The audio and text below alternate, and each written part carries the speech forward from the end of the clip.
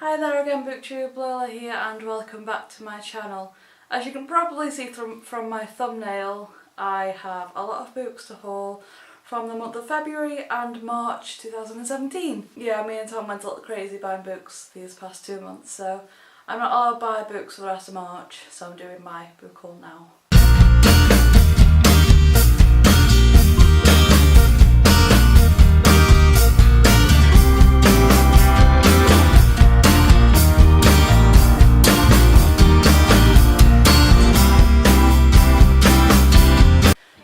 First off, I've bought Small Gods by Terry Pratchett. I am trying to collect all the Terry Pratchett books for when I read them all. I know this is quite far into the series and I am going to read them all in order, but it's just there for when I want it. So, we all know Terry Pratchett. No need to explain it. I don't want to know yet anyway because I'm not that far in the series. I'm not going to read the blurb.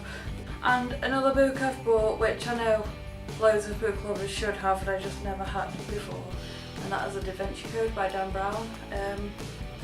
I don't know if I'll like it, I don't know if it's my kind of book, but I thought I'd buy it and try it anyway. If I do end up liking it, I'll buy the other books in the series. My mum enjoyed it and she normally likes the same kind of books as me in a certain way, so hopefully I will like it when I come around to reading it. Now the next two books I really could not help myself, even the next three I suppose, I could not help myself. I kind of have all the Sarah J. Maas books now, and I really can't wait to read these because I've heard so many great and wonderful things about Court of Thorns and Roses, and Sarah J. Maas is an amazing writer, and I just can't wait to get into these two beautiful, beautiful books. So when I see references to these, I don't have to skip past them all the time because I just want to know, I want to read them so bad. So I had to buy these, guys, I really did. I went to Birmingham, I went to Birmingham and I saw them and I was just like, you know what, I'm buying them.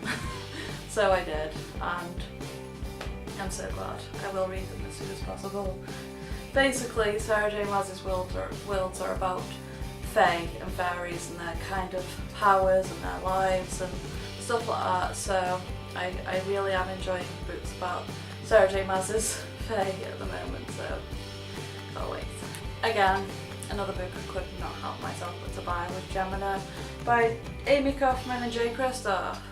I adored Illuminae, and so I really can't help myself, guys. I can't wait to jump into this book. Illuminae is on my partner's TBR pile now. I just can't wait to go into this. I've also bought Illuminae on Audible, just to let you know as well. I just can't wait to listen to that on audio as well, because apparently it's a whole new experience listening to it in the audiobook because it's very dramatised and stuff like that, and it's got loads of sound effects. So I am going to try to listen to Illuminae at some point as well. Can't wait to do that. So can't wait to read Gemina. I also work at a library as a volunteer, and there were a couple of books that were on sale for like 50p, so I'm not really bothered that I bought these. I was just happy that they were on sale. I got a bit of a bargain. I bought The Twilight Robbery by Frances Hardinge. Not really sure much what it's about apart from the fact that it's a whole different town at night where all the villains come out.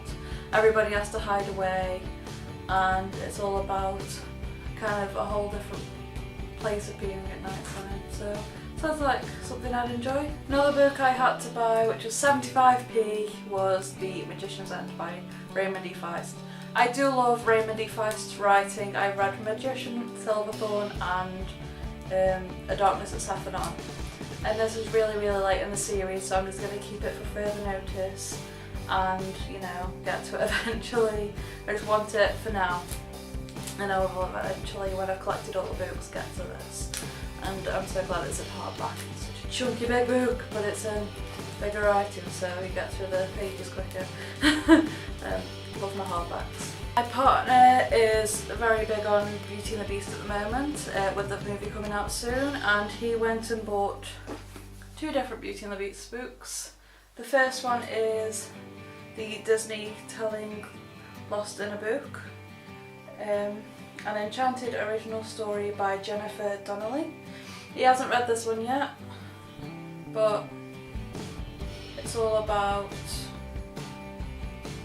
I suppose, Belle in the library, in the Beast's library, discovering stuff about the Beast and the world, and I don't know, I suppose it's more towards the Disney movie than anything else. And then obviously he bought A Tale As Old as Time, and this is by Liz Braswell, that's by, and this is A Twisted Tale, one of the Twisted Tale series. Tom has read this and he really enjoyed it, he could hardly put it down, so I can't wait to get into it. And it's, these Twisted Tale books are like a what if scenario, so it's like what if this happened instead in the Disney movie, and this one is what if Belle's mother cursed the Beast.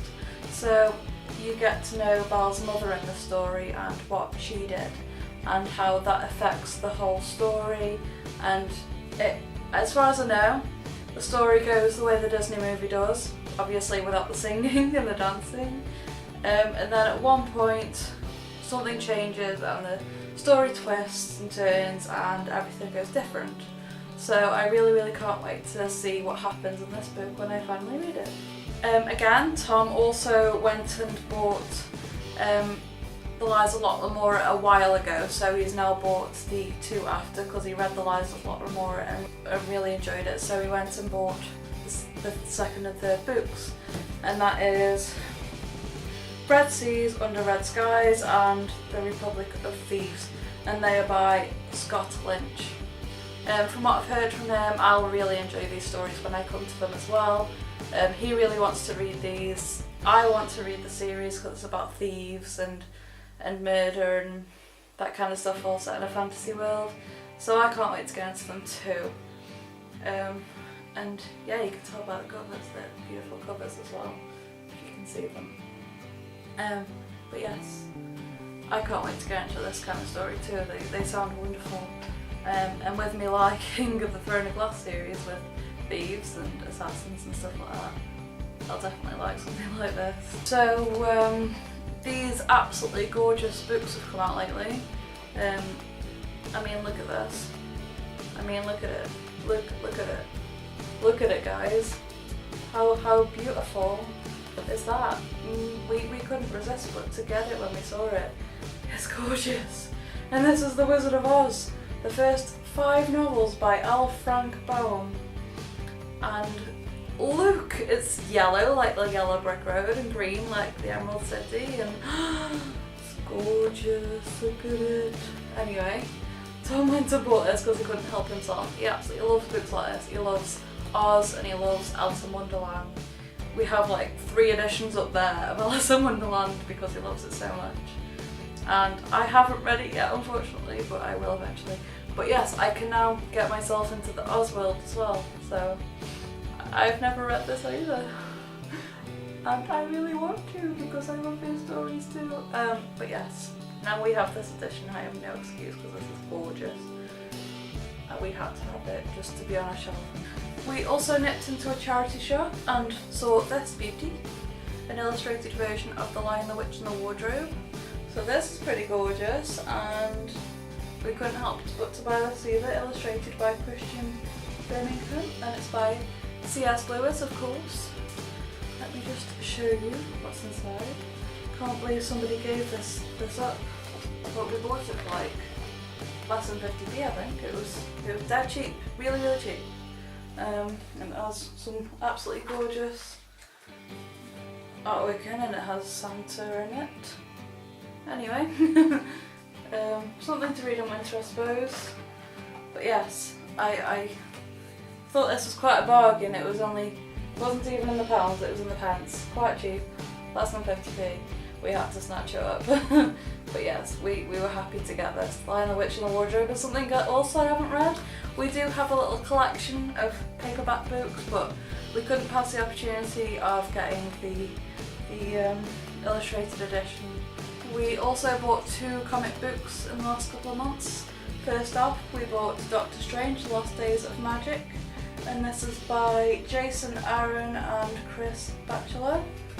and again, as Marvel always does, some beautiful gorgeous artwork in there.